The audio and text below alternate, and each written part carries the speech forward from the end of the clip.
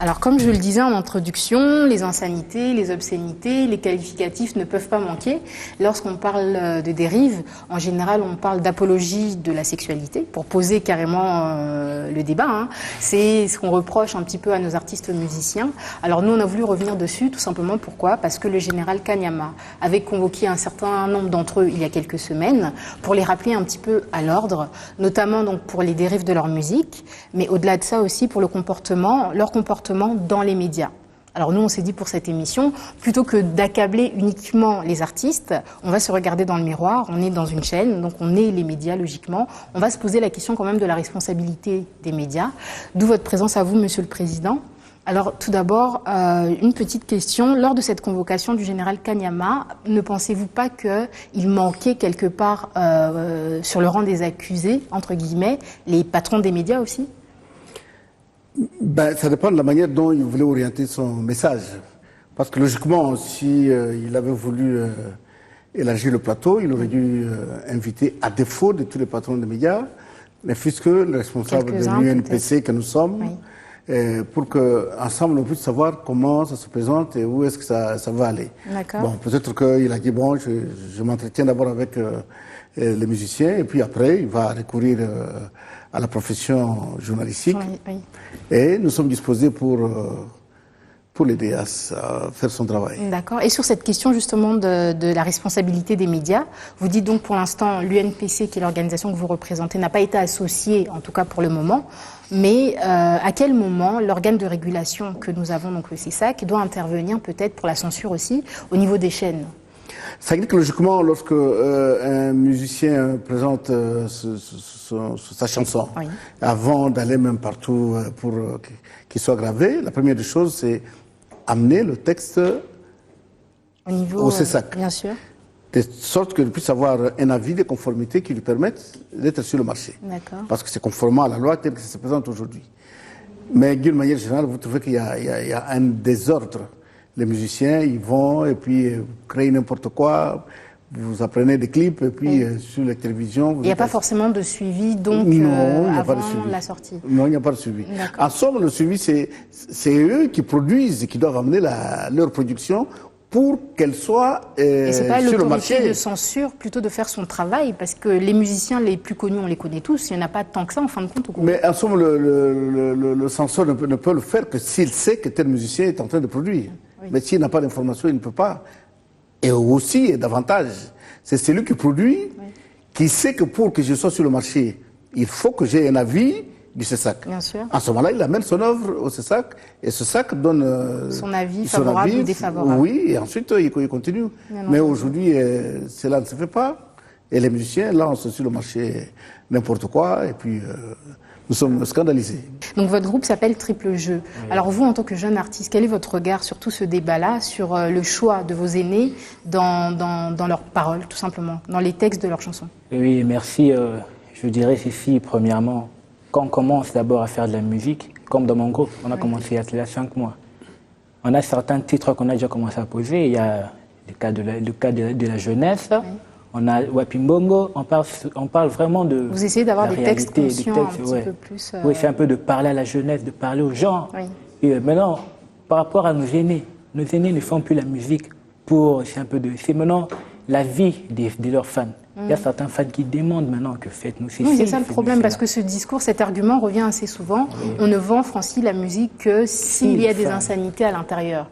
Que la musique trop calme ne se vend pas. C'est vrai, ça?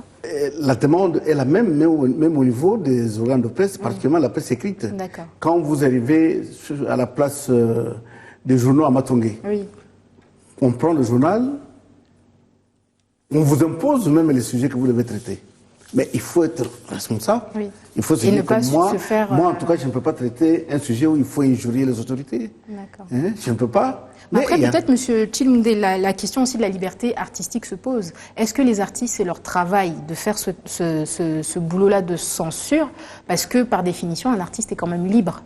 Qu'on le veuille ou pas, même s'il a quand même, en tant que leader d'opinion, il a des responsabilités. Mais un artiste est libre. Ses pieds sur toutes ses chansons de tout son album, quelque part c'est son choix, non? Sa liberté s'arrête là où commence la mienne. D'accord. Ça c'est un. De deux, Un artiste, il peut chanter tout ce qu'il veut, Oui. mais il sait qu'il vit dans un environnement culturel congolais. Et que chez nous, il sait qu'en abordant un tel sujet, comment on appelle, j'offusque D'accord. toute une famille. Imaginez-vous, je suis assis dans mon salon avec mes enfants, et pouf, à l'écran, vous voyez un orchestre qui sort avec les filles nues en train de danser. Mais ça aussi, c'est une autre problématique, monsieur. Donc, je veux aussi notamment vous poser la question tout à l'heure, comment vous regardez la télé en famille, dans le sens où il y a quand même la responsabilité des parents aussi, et des familles. Donc, l'artiste a sorti la musique, bonne ou mauvaise, le média qui laisse diffuser ce clip, et puis les parents qui regardent ce clip peut-être en famille ou avec les enfants. Oui, Francis? Oui, parce que sous d'autres aspects, quand on regarde même les chaînes câblées, vous allez voir qu'il y a même des codes parentales. Il y a des programmes que les chaînes lancent par rapport aux âges. Il y a quelque part, on écrit soit moins de 10 ans, pas moins de 10 ans, pas pour moins de 12 ans, et soit les clips, ou soit les séries, mais les films qui sont obscènes, par exemple. Il y a un code parental Qui prévient quand même par rapport à l'âge du public. Alors, monsieur, vous pensez que ça, techniquement, c'est possible de le faire ici au Congo? Mais c'est possible, avant tout, c'est le problème de médias. Parce que, laissons d'abord la projection de concerts. Mais quand un journaliste, un chroniqueur de musique, reçoit un musicien sur un plateau, et lorsque ce musicien commence à insulter son collègue, et le chroniqueur de musique prend plaisir à le laisser continuer dans de telles insultes, c'est pas normal. Parce qu'il heurte... Peut-être le même problème que le public qui achète les disques où il y a donc des insanités. C'est peut-être le chroniqueur se dit qu'il aura plus d'audience. Mais si on va laisser ce pays dans les mains des gens qui aiment les insanités, mais tout le pays ne sera plein que des insanités, et nous irons où? La société congolaise, ça sera quoi? Donc il faut vraiment, il y a une responsabilité à tous les niveaux, à commencer par les médias. Lorsque vous recevez quelqu'un, lorsque vous avez un clip, parce que je m'imagine qu'avant de le diffuser, vous l'avez visionné. D'accord. Au niveau des médias, la responsabilité revient à qui? Au directeur des programmes, au patron de la chaîne? Ça dépend. D'abord, ça dépend. S'il reçoit un musicien sur le plateau, c'est le chroniqueur de musique qui reçoit, qui est responsable. Quand il sent que le musicien est en train de glisser, il arrête. Oui. Parce que notamment l'intervention du général Kanyama, c'était aussi par rapport aux différents porte-parole de Kofi Olomide et puis de JB Mpiana, qui a provoqué un petit peu tout ça. C'est pas normal. Donc il faudra que le chroniqueur qui reçoit, quand il sent qu'il y a un glissement, il arrête. Et ensuite, lorsqu'il y a un clip, avant de le balancer, mais vous le visionnez au niveau de la chaîne. Mais quand vous constatez que ce clip... Je vais vous donner un exemple. À l'époque, Luambo Makiadi excellait aussi dans ce genre de choses. Flirter un petit peu. Mais je vous dis que les clips-là ne passaient jamais pendant la journée. Mais ça passait quand même le soir. Donc la nuit, ça passait entre 1h et 4h. Oui. Vous pensez peut-être que ce système-là, ce sera favorable aussi bien pour les artistes et les médias et le public? Alors c'est peut-être le bon système. Non, moi je ne l'encourage pas, je ne l'avais jamais encouragé. Ça veut dire qu'il faisait... Pour vous, ça ne va pas du tout... Parce qu'aujourd'hui, dans la ville de Kinshasa, ici, il y a des communes où les gens ne dorment pas. Donc pour vous, pas de diffusion du tout alors de ces clips? Non, pas de diffusion, non, ils vont vivre comment? C'est-à-dire qu'il ne faut pas que pour mieux vivre, il faut toujours des insanités de la sexualité, non? Au-delà de notre musique congolaise, peut-être la musique de l'extérieur aussi. Oui. Alors il y en a beaucoup, notamment dans le rap, on voit des jeunes femmes nues presque tout le long des clips. Oui. Alors comment ça se passe? Parce que ces clips-là passent aussi en pleine journée et ça ne fait peut-être pas autant de débat. Est-ce que vous regardez la télé comment? En famille, avec les parents, pas les parents? Et qu'est-ce que vous regardez surtout? En fait, je dirais d'abord ces filles. Il y a de fait là 3 jours que j'ai regardé un clip sur Trace Urbaine. Ok, donc pas un clip forcément congolais. Pas congolais, il fait un clip. Iggy Azalea et Jennifer Lopez. D'accord. Et je sais pas trop si vous avez déjà regardé la vidéo en question pour voir. C'était tellement... Bon, comment je peux dire? Décrivez-nous pour ceux qui n'ont pas eu l'occasion de voir. Obscène. Vraiment obscène. Oui. Et j'avais eu même honte. Il était quelle heure? C'était vers 9h, je crois. D'accord, donc le matin. Et vous étiez sûrement en famille. Et ça se passe comment dans ces cas-là? On tourne la tête, on change de chaîne, on fait comment? On fait semblant de regarder son téléphone? C'est ça, on fait semblant de regarder le téléphone. Nous, il fait un peu de faire un truc du genre, je vais changer après un match, ou faire semblant en fait. Personne. Vous parlez de Jennifer Lopez. Et Oui, puis de parce que Biggie, premièrement, je dirais mais on d'abord- prend le clip de Laurette Laperle, qui est dans une robe en filet et puis tous ses sous-vêtements visibles. Il n'y a pas beaucoup de différence avec Jennifer Lopez, quoi. Il y a beaucoup de différences parce que vous n'avez pas Laquelle? regardé la Mais les vidéo clips en de question. Jennifer Lopez, des clips des Américains, des chansons américaines, ça passe pendant la journée dans nos la chaînes de journée. télévision, sans Donc être pourquoi est-ce que ça censuré. fait débat pour notre musique à nous et pas pour les musiques fait, étrangères qui passent ça. aussi ici au Congo, hein, La attention. musique congolaise, premièrement, la RDC, c'est un pays des intellectuels, des gens qui raisonnent, des gens qui pensent bien. Comment vous allez accepter que votre enfant puisse regarder des tels propos? Donc ça veut dire les pays étrangers, les gens ne raisonnent pas alors. Non, ils raisonnent, Non, mais je- par je rapport aux...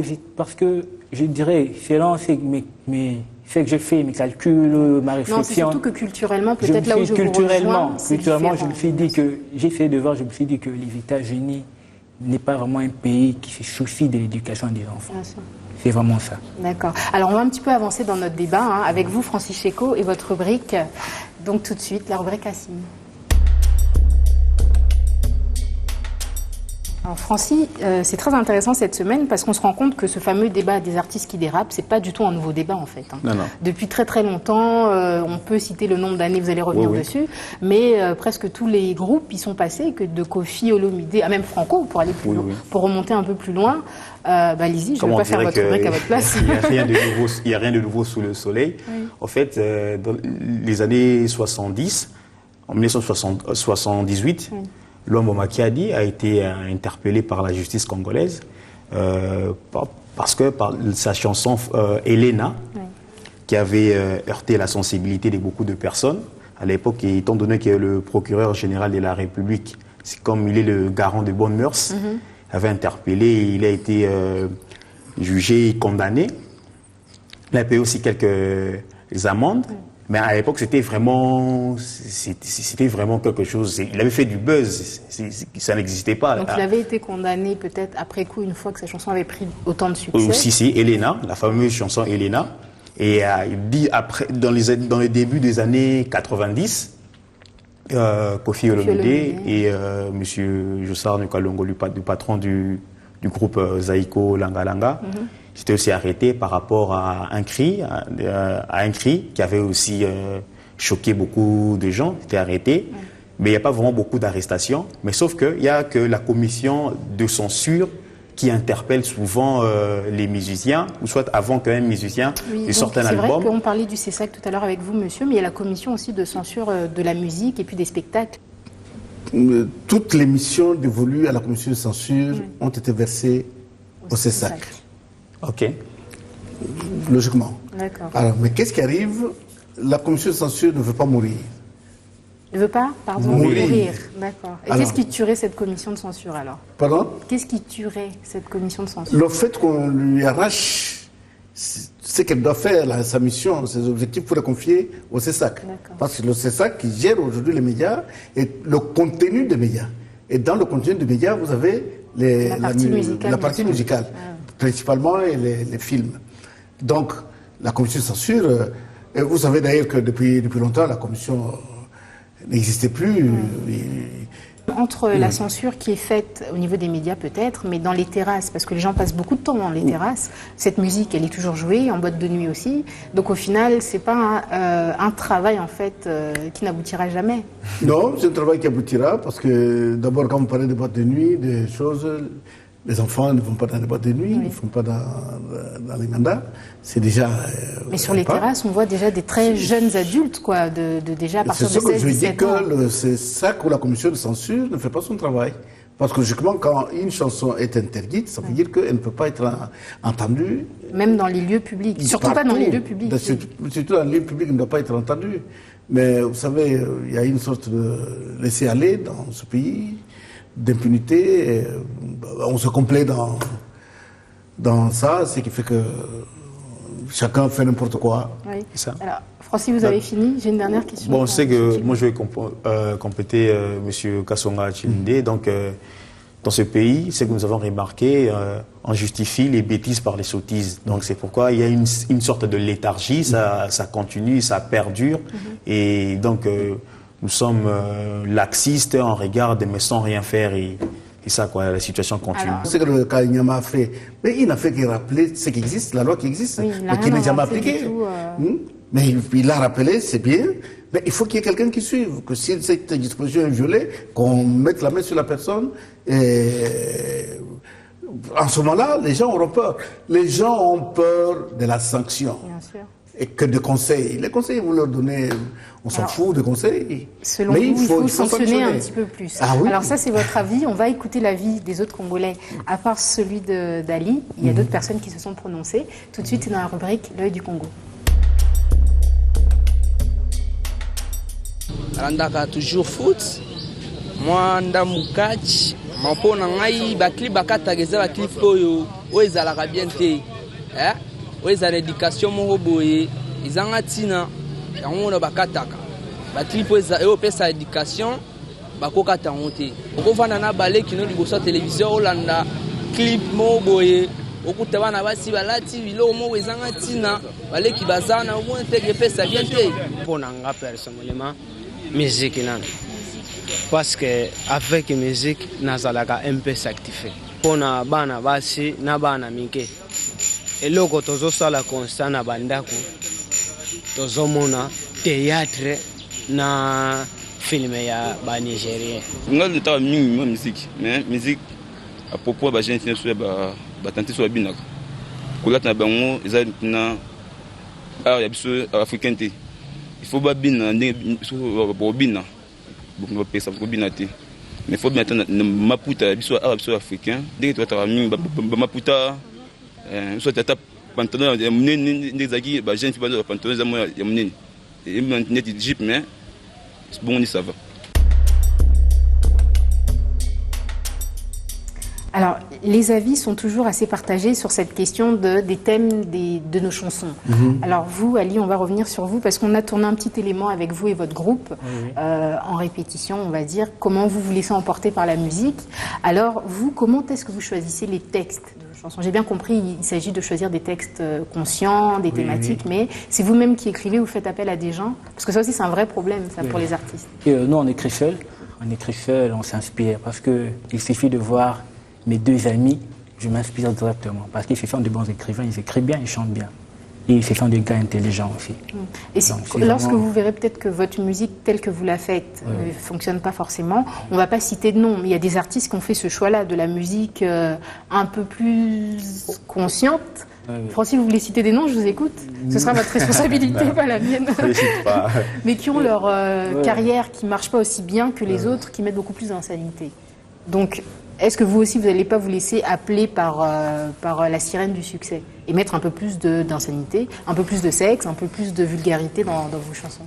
Mais avant de répondre, vous pensez que le succès ne provient que des insanités et du sexe? Je ne sais pas, mais Non. le public semble dire, une certaine partie du public semble dire, ceux qui osent s'exprimer sans hypocrisie, que c'est vrai que les chansons qui marchent le plus, ce sont celles où il y a toutes ces choses-là. Mais moi, je ne m'avance à rien, je ne fais que relater. Il y a des musiciens qui ne parlent Monsieur jamais mon de président, sexe, moi je suis journaliste, je ne fais qu'amener les avis.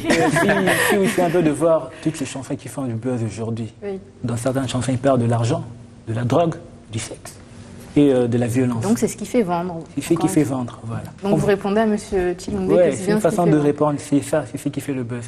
Si j'essaie de parler aujourd'hui de conscientiser la jeunesse, il y a certains jeunes qui ne Est-ce vont que pas votre m'écouter. musique va marcher? C'est Il ça faut être seulement Michael Jackson pour ne pas chanter d'obscénité et de vendre. Hein. Il n'y a que lui qui était au summum, hein, sans dire des insanités, mais le reste, bon, je ne dis pas que c'est tous les artistes qui ont un grand succès, qui chantent toujours des obscénités. Non, il y a aussi certains qui se démarquent, qui chantent des thèmes, par exemple, sur la délinquance, la société des conseils, mais font du succès. On peut citer aussi quelques noms. Même dans ce pays, il y en a. Même le poète Lutumba Simaro, qui aujourd'hui, je ne sais pas, il est un homme austère. Donc, tout le monde le respecte, il n'a jamais chanté d'insanité. Il y a beaucoup d'exemples, Monsieur, tout à l'heure, vous parlez de sanctions. Est-ce qu'il faut, pour revenir un peu dans notre thématique, donc par rapport aux médias, est-ce qu'il faut sanctionner les médias aussi qui passeraient ce genre de clip? Une fois qu'on a passé le message aux artistes, maintenant, est-ce qu'il faut commencer aussi à sanctionner les médias? Mais je vais vous expliquer qu'il y a deux aspects. Il y a l'aspect le chroniqueur de musique qui reçoit sur un plateau. Faut-il le sanctionner et le musicien. priver d'antenne, par exemple? C'est une question. Oui, le C7 peut l'interpeller. Parce que quand quelqu'un. Vous savez, quand quelqu'un excelle dans la bêtise, il faut l'interpeller. Il faut lui dire non. Et lui, le journaliste, parce que vous savez, quand vous savez, c'est généralement en politique qu'on essaie un peu d'être trop regardant. Pour dire que non, il n'a pas demandé à son interlocuteur d'arrêter. Mais en musique, on a l'impression que la musique, c'est une rubrique de voyous, tout est permis, ils peuvent se dire n'importe quoi, ce qui n'est pas normal. Je peux même vous citer un cas simple. Allez-y. À l'époque, il y avait le Kezolonsi à la RTNC, aux RT à l'époque, qui animait la chronique musicale. En lingala, avec le langage des Quinois, comme on le dit. Et puis après, il y a, comment il s'appelle, notre frère qui est Manda Cheba Chamal, qui est venu, mais qui a changé la touche. Au lieu que les musiciens viennent toujours en lingala, et le lingala compliqué là, lui c'est en français. Si vous ne savez pas parler français, vous ne venez pas sur l'émission. Conséquence, beaucoup d'orchestres ont cherché les communicateurs, les journalistes, ou les gens qui ont étudié ça pour aller les représenter sur le plateau de télévision. Ça crée de l'emploi. Ça crée de l'emploi. Et puis, la rubrique musicale inspirait confiance, on pouvait suivre ça. Jusqu'au moment où il est parti. Aujourd'hui, quand vous prenez, par exemple, la dame ici, il est là, Mamie, il est là. Mais je sens qu'elle est quand même posée, elle est propre dans son parler, dans son langage, et même la manière de poser des questions. Mais elle reçoit les mêmes invités que les autres chroniqueurs. Alors c'est que mais justement, le problème, c'est au niveau des chroniqueurs. Il y a des jeunes gens qui traitent ses cheveux comme des musiciens, alors qu'il est chroniqueur de musique. Et puis, quand il se déballe, mais c'est fini, il est insaisissable. Donc, je crois que c'est la responsabilité au niveau de la rédaction. Quand quelqu'un monte sur le plateau, avant de monter sur le plateau, on doit lui faire voir qu'il y a le code de déontologie. Nous sommes les journalistes. Il y a le code de déontologie qu'il faut respecter. Il faut respecter tout le monde. Donc, vous ne devez pas mettre votre plateau, votre tribune pour que les gens viennent s'insulter. Non, c'est pas propre, c'est pas digne, c'est pas responsable. On parlait de la musique étrangère tout à l'heure. Notre musique, on dirait qu'on n'a qu'une catégorie de musique. On n'a pas, par exemple, de musique pour enfants, par exemple. Alors maintenant, les enfants à la maison, ils écoutent quoi? Est-ce qu'ils écoutent la même musique que les parents écoutent? On a aussi ce problème-là de l'avancement de notre musique, en fin de compte. On n'a pas plusieurs musiques pour plusieurs publics, à part la musique religieuse, et puis l'autre catégorie de musique qu'on appelle mondaine, mais en fin de compte, il n'y a pas de musique pour les ados, il n'y a pas de musique pour les enfants. Il n'y a même pas de télévision pour enfants. Oui, donc ça aussi peut-être que ça... C'est ça aussi le problème. Et tout ça fait que les enfants... Aujourd'hui, ils suivent tout. Surtout à la cité, non. La sexualité, même les enfants de 6 ans, ils en parlent. Et ça vient d'où? Les médias ou la télévision, principalement la télévision. D'accord. Oui. Donc que faudrait-il faire? Empêcher nos enfants de regarder la télé? Non, pas empêcher les enfants de regarder la télévision, mais on peut parler de la sexualité avec responsabilité. Bien sûr. Alors il faudra maintenant que ceux qui animent la chronique musicale, ceux qu'ils sachent quel mot utiliser, à quel moment. Et ensuite, quel clip balancer pour qu'elle ne puisse pas heurter les parents et les enfants. Donc, parce qu'en ce moment-là, c'est toute la génération-là qui est en train d'être sacrifiée. Bien entendu. Alors, on va voir, en parlant de génération, on va tout de suite passer à notre rubrique suivante qui est dans les coulisses 2. Alors, comme on savait qu'on vous recevait, on vous a un petit peu suivi. Essayez de voir vos répétitions, comment ça se passe et comment... donc, votre génération d'artistes se met en place et fait sa musique, donc tout de suite dans les coulisses 2.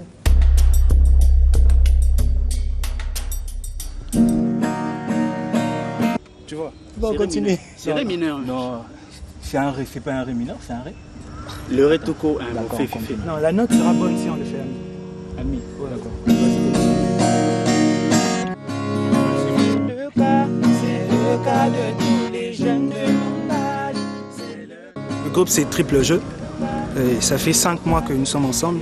En fait, on se connaissait depuis longtemps, mais chacun avait un don caché. On a commencé par la danse, on dansait avant, mais bon, on a appris que chacun entre nous avait un talent, il savait chanter. Et ça fait 5 mois qu'on a commencé à répéter, qu'on a fait notre première chanson Triple Jeu aussi. qui est la première chanson de notre album. On lance une mélodie et ça nous emporte et on écrit à partir de là. On commence avec un freestyle et on s'emballe. On fait plusieurs styles, en fait. On a le blues, le jazz, le gospel, R&B+. On a fondé le groupe à 3. Il y a 3 styles de voix différents. Donc Triple Jeu, c'est le mélange de 3 styles différents, si je peux le dire. On a un rappeur, on a un chanteur R&B et on a un chanteur jazz. Et c'est un peu ce qui fait notre force. Et ça fait mal de voir jusqu'à quel point ça déconne. Et la suite, je crois que je l'ai oublié. On commence. Tu veux qu'on répète souvent. Emmène ton texte, tu lis directement ici. Là. On a utilisé une même chanson pour ça. Je l'ai retenu. C'est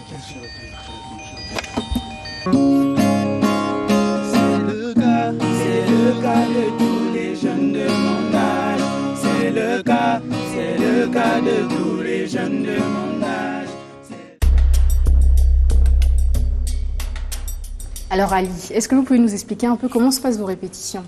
Vanessa, qui a assisté au tournage, donc m'a dit qu'en général ça commence par une chanson et puis vous dérivez dans plein de styles différents. Alors ça c'est pas mal, ça. Expliquez-nous, vous faites quoi comme musique? C'est le moment de vous vendre, hein. Vous êtes sur Bion, vous êtes sur Canal 7. Oui. C'est le moment. Je dirais d'abord qu'on a du talent, on est fait pour ça, on est fait pour briller et on a ça dans le sang. D'accord. On a assez tard dans le sang. Mais on peut avoir du talent et ne pas y arriver parce qu'on... Comment vous travaillez? C'est ça le... On se voit souvent les avant-midi. On commence la répétition à 11h jusqu'à 17h. D'accord. Et pendant ces petits moments, on peut écrire 5 chansons ou peut-être c'est déjà de composer parce que c'est chaque fois qu'on se voit ensemble qu'on a une nouvelle chanson. Est-ce que vous pensez que vous pouvez en vivre? Parce que là, vous me dites que vous faites ça de 11h à 17h, mais le reste du temps. Parce que souvent, vous savez, il y a ce cliché sur la musique que les musiciens ne sont pas sérieux, les parents qui refusent que leur fille épouse un musicien. Parce que, donc, est-ce que vous pensez que vous pourrez en vivre de votre musique? Pense, oui, je pense. D'accord. Je pense que je pourrais en vivre, je pourrais peut-être en faire mon métier ou mon gagne-pain. Oui. Okay. Je crois que ça serait sans tomber dans les insanités. Mais ça, tu pourras te débarrasser de ces stéréotypes que les gens ont pour le musicien. Ça demande maintenant plus de temps parce que je peux dire qu'en RDC, ceux qui sont venus peut-être avant nous ont déjà détruit, ou je peux dire, perverti la jeunesse en fait. On a déjà perverti la jeunesse. On va voir si vous n'êtes pas hypocrite. Quel artiste de chez nous écoutez-vous? On va voir. J'écoute de chez nous. Oui, de chez nous. Jean Goubal. Oui. J'écoute certaines de ses chansons. Oui, lui est justement parmi ceux qui restent encore. J'aime quelques titres de Kofi, quelques titres de Fali. Quelques titres. Donc vous êtes hypocrite alors, parce que vous avez...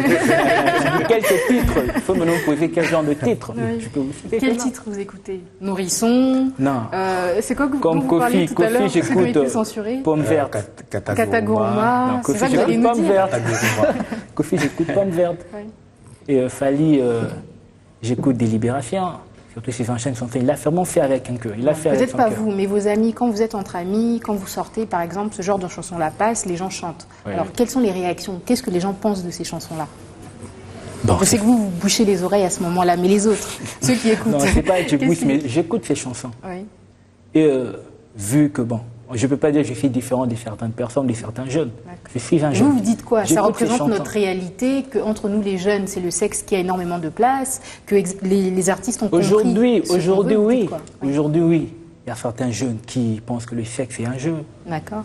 Mais pendant ces temps où on était mal, moi je n'étais pas encore né. Il y a un certain moment, comme le papa venait de dire, quand il y avait des chansons il y a des chansons qui se jouaient que la nuit, dans des boîtes de nuit, pas pendant la journée. Et aujourd'hui, si vous dites aujourd'hui que la chanson peut-être Nourrisson ne passe pas à la télé, mais il y a combien de bars en RDC? Il y a combien de bars en RDC? Si vous dites qu'on boucle peut-être la zone, la commune de Kinshasa, vous n'écoutez pas cette chanson. À la cité, il y aura cette chanson. En Galema, va se jouer la chanson.